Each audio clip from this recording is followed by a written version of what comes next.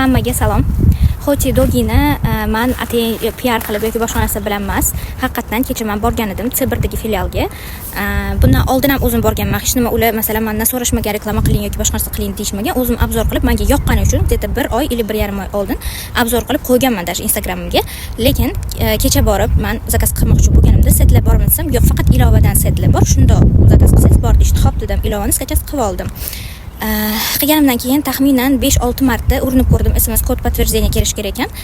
Kelmadi. Qizlarga 2 marta murojaat qildim. Kelish kerak bilmadik deyishdi. Keyin oxiri aytdi bitta qiz, "Keling, men shunda o'zim zakaz qilib bera qolaman o'sha setni" dedi. Xo'p dedim.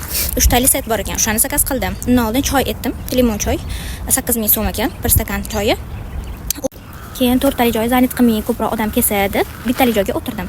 Bittali joyi ham o'tirgan joyim stoli qimirlab, уже mamnaqa bo'lib yotibdi. Men choy zakaz qilganman, естественно, choyim to'kilib ketishidan qo'rqdim. Qo'lga o'tirsam bittali stolga kir ekan. Keyin oxiri 4 tali joyga o'tishga majbur bo'ldim. O'tdim kir ekan. Qizlardan so'radim. U chiqdi, artib berdi. U stollari ham chips bo'lib yotganda, mayli, necho. Hech nima qilmaydi. Chunki bular anaqa restoran, kafe emas u, uni tipi hot dog, fast food dedim. O'tirdim, zakaz qilmoq где-то shu 15 minutdan oshiq kutdim, adashmayotgan bo'lsam. 15 minut 20 minut endi hot dog uchun menimcha bu ko'p vaqt. Tag'inam men aniq bilmayman. Eng qiziqarlisi, shu ular hamma joyga mana QR kod qo'yib qo'yishganda, ilovasini skachas qilish uchun. Odamlar endi o'shadan kutib turishdan oldin ilovani skachas qila qolaylik, o'shadan sразу olib keta qolaylik deb ana qilishyapti. Zakaz qilishyapti menimcha.